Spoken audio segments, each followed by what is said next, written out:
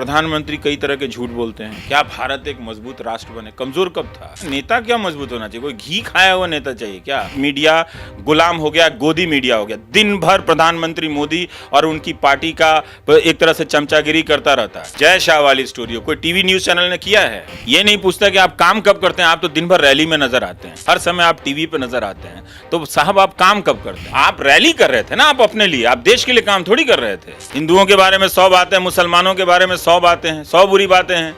तो क्या किया जाए? लड़कों को बना दिया जाए दंगाई? जिनको अपने मोहल्ले का ठीक से पता नहीं, वो भारत के हर चीज पे ज्ञान दे जाते हैं। तो ड्रामा चल रहा है इस देश में कि कोई सवाल बात कर रहा है गरीब लोगों का तो कम्युनिस्ट हो गया। 5 साल सरकार होने के बाद कह रहे हैं पुलवामा के नाम, शहीदों के नाम पर वोट दे दो। लाइव टीवी, सच सबसे आगे। नमस्कार, द लाइव टीवी की तरफ से आप सभी का स्वागत है। एक ऐसा दौर जब मीडिया सरकार की कथाओं पर कत्थक कर रहा है, पत्रकार पैरोकारिता ज़्यादा कर रहे हैं, सवाल की जगह सहानुभूति दिखा रहे हैं, प्रश्न की जगह प्रचार कर रहे हैं सत्ता का। तो ऐसे वक्त में कुछ चुनिंदा पत्रकार हैं जो मीडिया के पिलर को बड़ी मजबूती से पकड़े हुए हैं और लोकतंत्र की लाज को बचाने के लिए जी जान से जुटे हुए हैं। तो हमारे साथ एनडीटीवी के वरिष्ठ पत्रकार रविश कुमार हैं। आज हम उनसे बात करेंगे और जानेंगे कि किस तरीके से ये पूरे मीडिया में जो बदलाव आया है, और जब सवाल सत्ता पक्ष के लोगों से होना चाहिए, सरकार से होना चाहिए, ऐसे वक्त में जब पूरी मीडिया एक तरफ होकर विपक्ष से सवाल कर रहा है, तो ऐसे में मीडिया कहाँ खड़ा है? सर, आपका बहुत बहुत स्वागत है। थैंक यू सर, हम डेली देखते हैं आपको प्राइम टाइम में, और डेली आप लोगों को एक इन्फॉर्मेशन देते हैं। मीडिया का जो मतलब होता है एक्चुअली में कि इन्फॉर्मेशन देना, सूचना पहुंचाना लोगों तक, वो सूचना गायब है। तो इस सूचना को सही तरीके से अगर इकलौता एक पत्रकार पहुंचा रहा है और एक बाकी मीडिया एक तरफ होकर उसको गलत साबित करने में लगी हुई है, तो ऐसे वक्त में करना क्या चाहिए? फिर लोग ये भी पूछ रहे हैं कि फिर क्या करना चाहिए ऐसे वक्त में? सबको अपना बेसिक काम करना चाहिए, और मैं ही नहीं हूँ। देखिए, अभी अमन सेठी ने हफ पोस्ट पे बहुत अच्छी रिपोर्ट की, कई महीने लगाकर, कि किस तरह से अमित शाह ने एक association for of billion minds ABM बनाया है। एक NGO को उन्होंने उस तरह से कन्वर्ट कर दिया है, और ये सारा फेक न्यूज़ और कई तरह के फर्जी वेबसाइट बनाना, चुनावों के समय माहौल बनाना, और उसमें बहुत पैसे खर्च होते हैं। ज़िले के ज़िले लोगों को रखे जाते हैं, उनको 30,000 40,000 रुपये दिए जाते हैं, ऐसा पता चलता है। और वो लोग फिर जाके झूठी प्रोपेगेंडा बनाते हैं। तो अब जो आपके मोबाइल फ़ोन में जो ये फर्जी वेबसाइट आते हैं, मीम आते हैं नेहरू के बारे में, इसके बारे में झूठ, उसके पीछे बहुत पैसा खर्च होता है। और वो पैसा जो है, जो खर्च होता है, वो किसी हिसाब में नहीं, किसी खाते में नहीं है। तो इस तरह की लोग रिपोर्टिंग कर रहे हैं। पर देखना होगा कि जो बीजेपी ने किया है, और ख़ासकर प्रधानमंत्री ने अपना जो विस्तार किया है, वो टीवी के ज़रिए किया है और व्हाट्सएप के ज़रिए किया है। तो जिसको हमें पता नहीं है, वो इस विशाल स्तर पर चल रहा है। टीवी में कई प्रमुख चैनल तो आप जोड़ भी लें, उसके साथ ये कई 100 चैनलों से ये काम चल रहा है, जो पूरा प्रोपेगेंडा चल रहा है। उसकी हदें बहुत ज़्यादा हैं। मतलब हम जानते भी नहीं कि किन किन मोहल्लों में, किन किन गलियों तक वो लोग पहुंच चुके हैं। मेन जो न्यूज़ चैनल हैं, एंकर हैं, उन्होंने सवाल करना छोड़ दिया है। अभी भी लोगों को लगता है कि हम सूचना देख रहे हैं। जैसे मैंने लोगों से अपील की है कि आप कोई भी न्यूज़ चैनल ना देखें। जब मैं कोई कहता हूँ ना, तो ABCD नहीं छोड़ के कहता हूँ, मैं कहता हूँ सभी न्यूज़ चैनल ना देखें आप। इसका कारण ये है कि आप सभी न्यूज़ चैनल बदल के देखें तो आपको सूचना कहीं नहीं मिल रही है। क्योंकि जो सूचना का मुख्य स्रोत है, वहीं पे कंट्रोल कर लिया गया है। वहाँ तक पत्रकार जाने के लिए रिपोर्टर नहीं है चैनलों के पास, तो सूचना नहीं मिल रही है। तो सूचना क्या है? प्रधानमंत्री कई तरह के झूठ बोलते हैं, ठीक, वो हिम्मत है किसी की कि पलट के उससे सवाल पूछ ले? नहीं करेंगे। अब आप रफाल पे देखिए, किसी टीवी वाले ने रिपोर्ट किया, फॉलोअप नहीं किया। हिंदू ने किया, क्यों नहीं टीवी वाले ने किया? क्या उनके पास रिपोर्टर नहीं थे? और नहीं थे तो क्या, क्यों नहीं थे? तो ये चीज़ हमें देखना चाहिए कि पूरा वॉकओवर मिल रहा है झूठ के प्रोपेगेंडा को, जो बहुत ही चिंताजनक बात है। तो इसलिए मैं कहता हूँ कि लोग न्यूज़ चैनल देखना छोड़ दें। क्यों छोड़ दें? क्योंकि वो 100 चैनल भी बदलेंगे ना, तो उसमें सूचना नहीं है। आप हेमा मालिनी का इंटरव्यू देख रहे हैं, उसमें कोई सूचना नहीं है।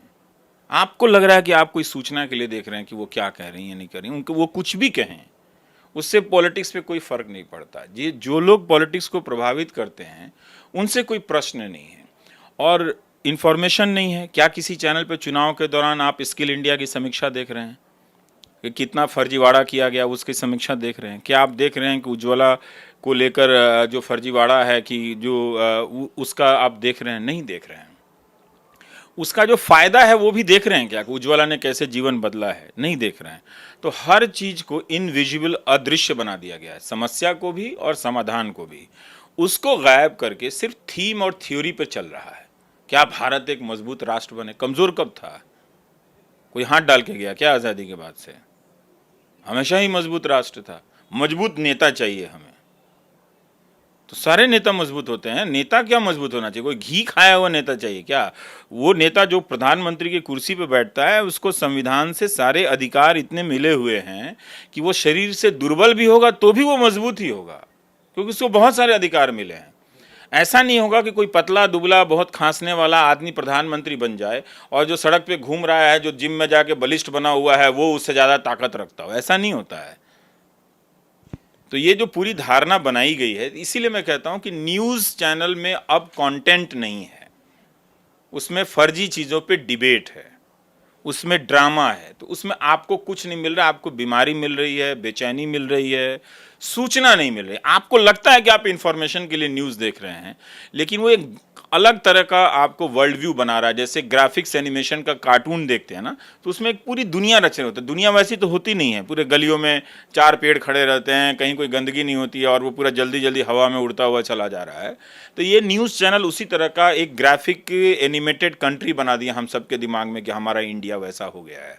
हुआ नहीं है सर। लेकिन ठीक बात, इसी से आगे बढ़ा के एक सवाल पूछता हूं मैं आपसे कि जब आप ये कहते हैं कि टीवी बिल्कुल देखना बंद कर दो, शुरू में आप ये भी कहते थे कि टीवी कम देखो, फिर धीरे धीरे आपने ये बोलना शुरू किया। बोलता था टीवी मत देखो, फिर लगा कि लोग कहेंगे कि यार ये कौन होता है बोलने वाला, फिर कहा कम देखो।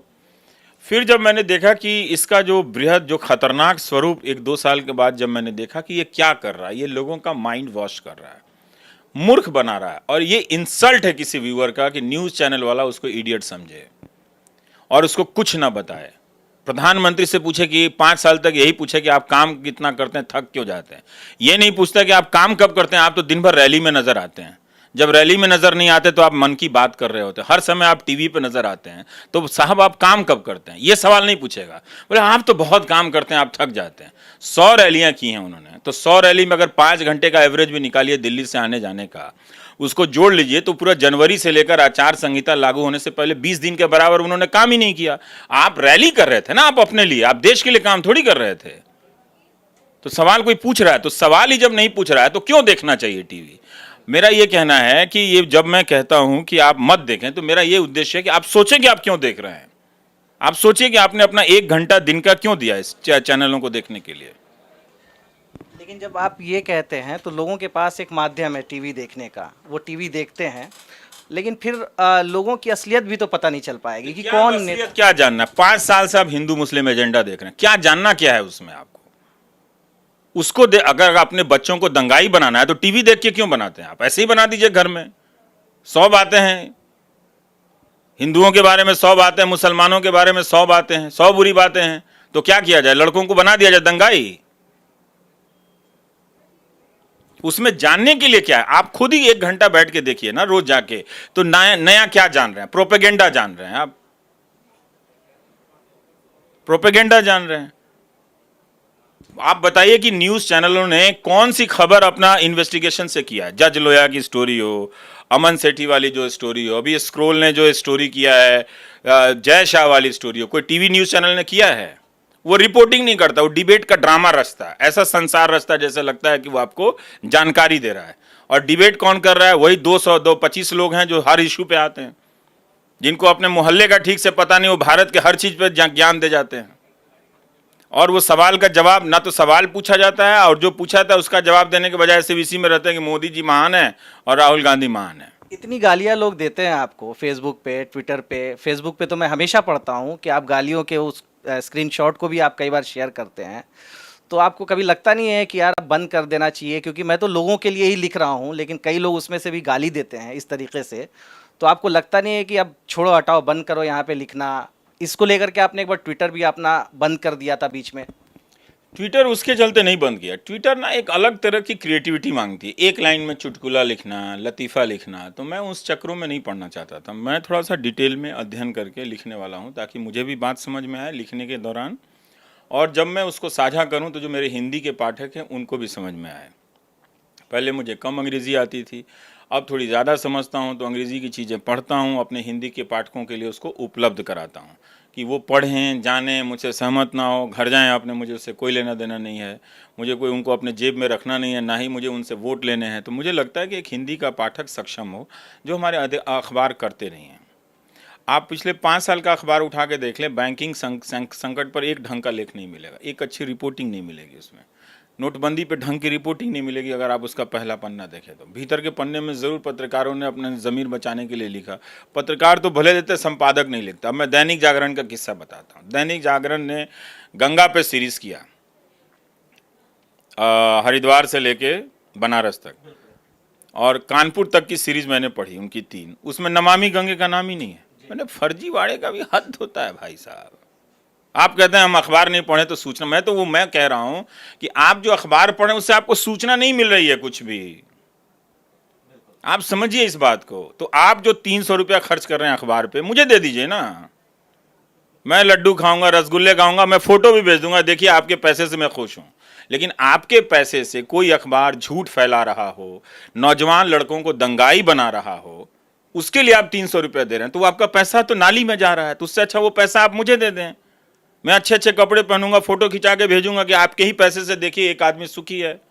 आपके पैसे से लाखों लोग अगर दुखी हैं तो कम से कम एक ही आदमी सुखी रहे, इसी के लिए दे दीजिए आप ये पढ़ना चाहते हैं, आप इसको पत्रकारिता मानते हैं कि गंगा पे कोई अखबार 3 सीरीज छापेगा बड़ा बड़ा, और उसमें नमामि गंगे का जिक्र नहीं होगा। उसमें नमामि गंगे पर रिपोर्टिंग की, छापा, देखने से लगा कि आप गंगा के बारे में जान रहे हैं। दरअसल गंगा और गंगा की जो राजनीति 2014 के बाद हुई वो आप नहीं जान रहे हैं। आपको इतनी सारी धमकियां भी आती रहती है, तो कभी डर लगता है, क्योंकि आप ऐसे भी कहीं भी फील्ड पे भी चले जाते हैं रिपोर्टिंग करने के लिए, कई लोगों ने आपको सलाह भी दिया है, मशवरा दिया है कि भाई इस तरीके से थोड़ा सा बच करके, कभी ऐसा लगता है एक डर का माहौल जब आप बाहर जाते हैं रिपोर्टिंग करने के लिए? तो नहीं नहीं, हम आदमी हैं और हर किसी को डर लगना चाहिए। अपनी गलतियों से, अपनी नादानियों से, अपने से हो जाने वाली गलतियों से डर लगना चाहिए। जो ये सब पब्लिक में आकर नौटंकी करते हैं ना कि मैं बड़ा मजबूत हूँ, मुझे डर नहीं लगता है, मैं इस तरह का फ्रॉड आदमी नहीं हूँ। मुझे बिल्कुल डर लगता है। इसका मतलब है कि मैं बेसिक ह्यूमन क्वालिटी मुझ में है।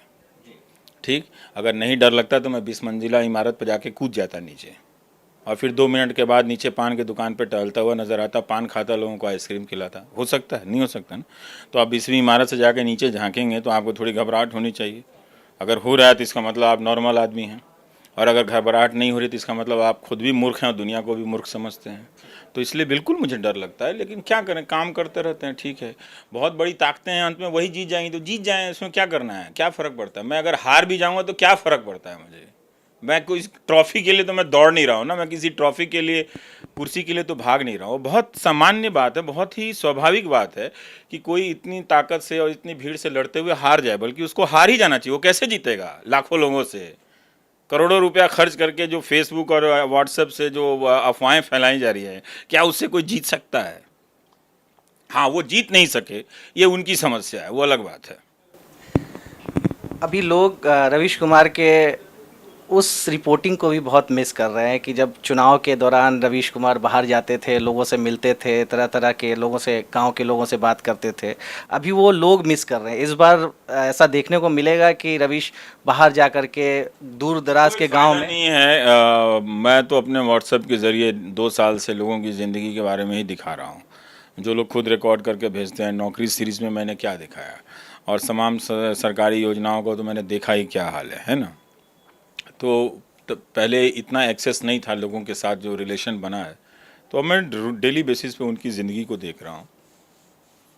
पहले की तरह रवीश की रिपोर्ट संभव नहीं है, क्योंकि वो तब मैं हफ्ते में एक बनाता था, अब ये रोज़ नहीं बन सकता। यही टीवी का संकट है, जो रोज़ रोज़ आप सोचते हैं ना सिनेमा बनाने का, तो उसमें होता क्या है कि वो प्रोमो आता है, भाई भूई आ गए रवीश कुमार, बड़का फलाना टिकाना, और डूम डाम दुनिया के सबसे बड़े एंकर, लेकिन कंटेंट ज़ीरो। अगर आप रोज़ प्रोड्यूस कीजिएगा तो यही होगा। तो इसीलिए नहीं जाता हूँ। तो उसका कोई मीनिंग होना चाहिए, और ज़िंदगी में एक ही काम हमेशा नहीं करते रहना चाहिए।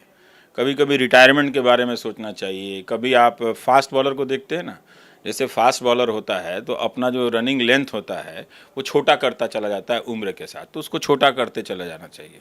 अब दूसरों की बारी है, दूसरे लोग करें। लोग ये भी कहते हैं, मेरे भी चैनल पे बहुत सारे लोग कमेंट करते हैं कि अब चैनल देखना है तो सिर्फ एनडीटीवी इंडिया, बस उसके अलावा कोई चैनल ना देखें। और कई लोग ये भी कहते हैं कि प्रधानमंत्री को एक बार इंटरव्यू रवीश के सामने भी जाके देना चाहिए।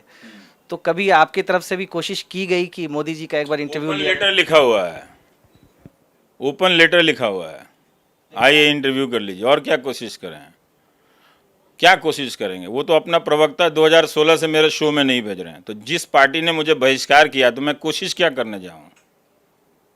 आप मुझे बताइए क्या करना चाहिए? दुनिया की सबसे शक्तिशाली पार्टी है, 5 साल में अपने कार्यकाल में हिम्मत नहीं जुटा पाई कि मेरे साथ बैठे, तो अब हम अंत में यही कहेंगे ना, और क्या कहें।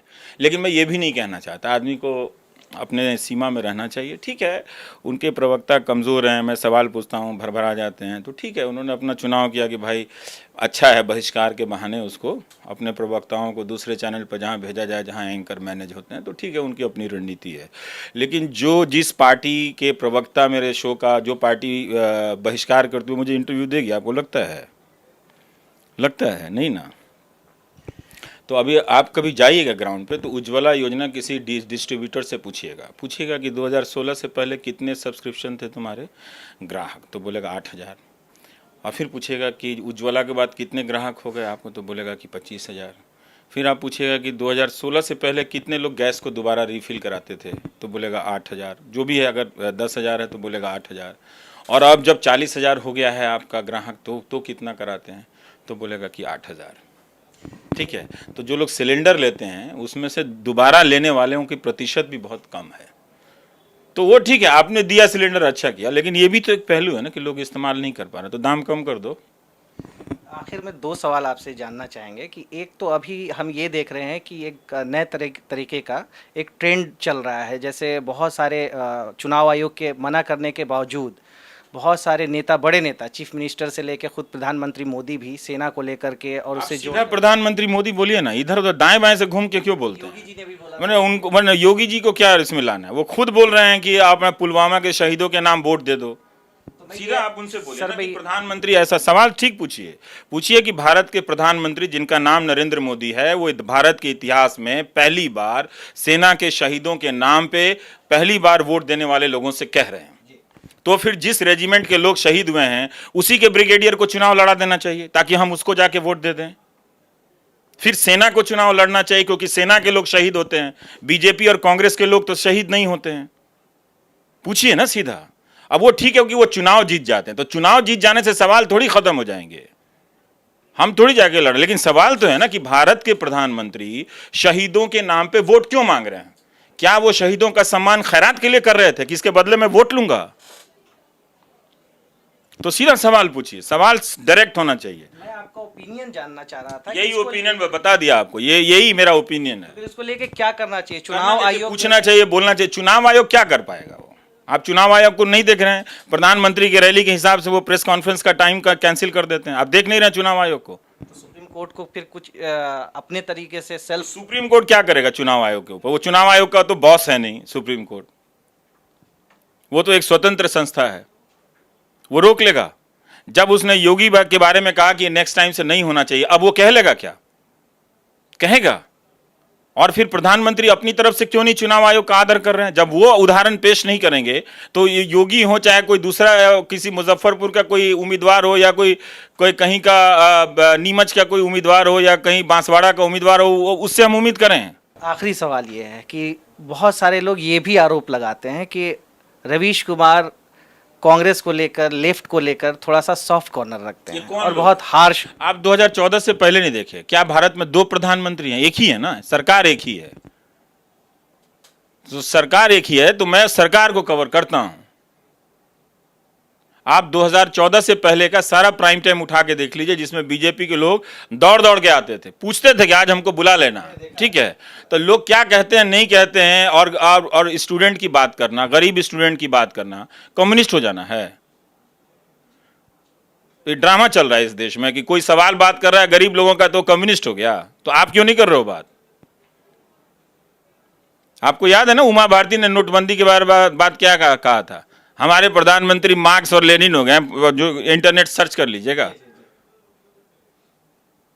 तो ये सब ड्रामा सब चलता रहता है। 99.999% मीडिया गुलाम हो गया, गोदी मीडिया हो गया। दिन भर प्रधानमंत्री मोदी और उनकी पार्टी का एक तरह से चमचागिरी करता रहता है, बकवास करता रहता है। वहां सवाल पूछिए, उसके सामने हम कुछ भी नहीं है। कांग्रेस अपना देख ले, हम उसका क्या बाजा बजाएंगे, वो अपना देख ले। 44 सांसदों की पार्टी रह गई है वो। मतलब आप ये कह रहे हैं कि आप विपक्ष का मत दिखाइए, यही कह रहे हैं ना आप एक तरह से, कि विपक्ष का दिखा दिए तो आश्चर्य हो रहा है कि विपक्ष का ये कैसे दिखा रहा है।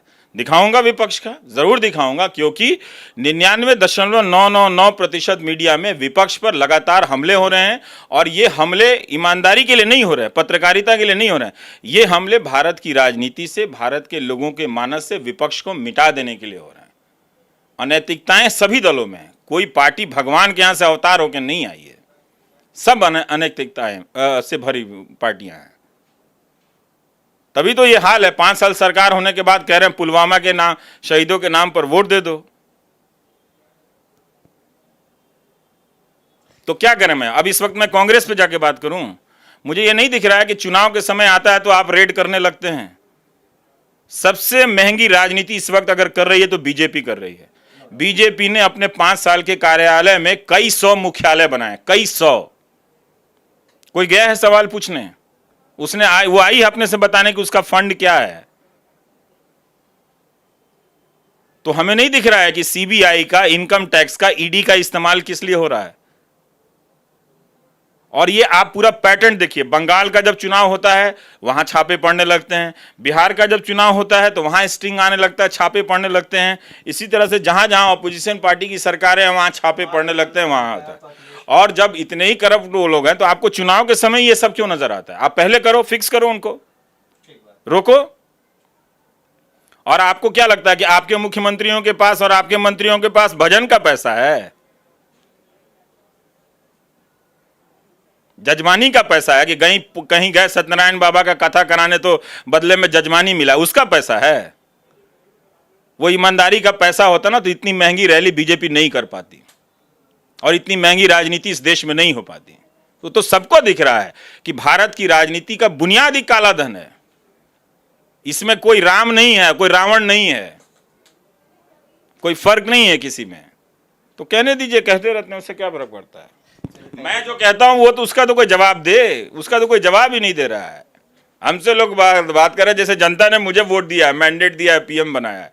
मुझे तो पीएम नहीं बनाया ना भाई, जिससे बनाया आप उनसे सवाल पूछो ना कि आप पुलवामा के शहीदों के नाम पर वोट कैसे मांग सकते हैं, बताइए। कोई पूछेगा? हिम्मत है किसी न्यूज चैनल में पूछने का? अभी एक न्यूज चैनल पे उन्होंने एक राफेल पे सवाल पूछ लिया गया था उनसे, तो गुस्से से लाल। नहीं, सवाल कुछ था, यही था कि मुझे नहीं लगता कि वो सवाल था। 30,000 करोड़ वो सवाल क्वालिफाई नहीं करता है क्वेश्चन होने का। फिर अगर पूछा गया था तो काउंटर सवाल करना चाहिए था कि जो हिंदू अखबार में निकला था वो क्या है, पूछा गया था। वो इंटरव्यू मैंने नहीं देखा, क्या पूछा गया था? उस सवाल के बाद पूछा गया था? नहीं पूछा गया था। तो फिर बात खत्म हो गई, फिर क्या इंटरव्यू हो गया? वो तो कोई इंटरव्यू नहीं है। ठीक है, चुनाव जीतने से उससे कोई फर्क नहीं पड़ता, बहुत लोग चुनाव जीतते रहते हैं इस देश में, वो कोई बड़ी बात नहीं है। सच जो है वो सच होता है। हमारे देश की राजनीति चुनाव में झूठ जीतता है, ये कोई बड़ी बात नहीं है। ठीक है, तो इसका मतलब ये नहीं कि सच की हार हो गई। चलिए, थैंक यू सो मच। मस्त रहिए। तो नेक्स्ट टाइम इसी तरीके से मेरे साथ कोई और वरिष्ठ पत्रकार जुड़ेंगे। तब तक के लिए आप इजाज़त दीजिए। शुक्रिया, थैंक यू। लाइव टीवी, सच सबसे आगे।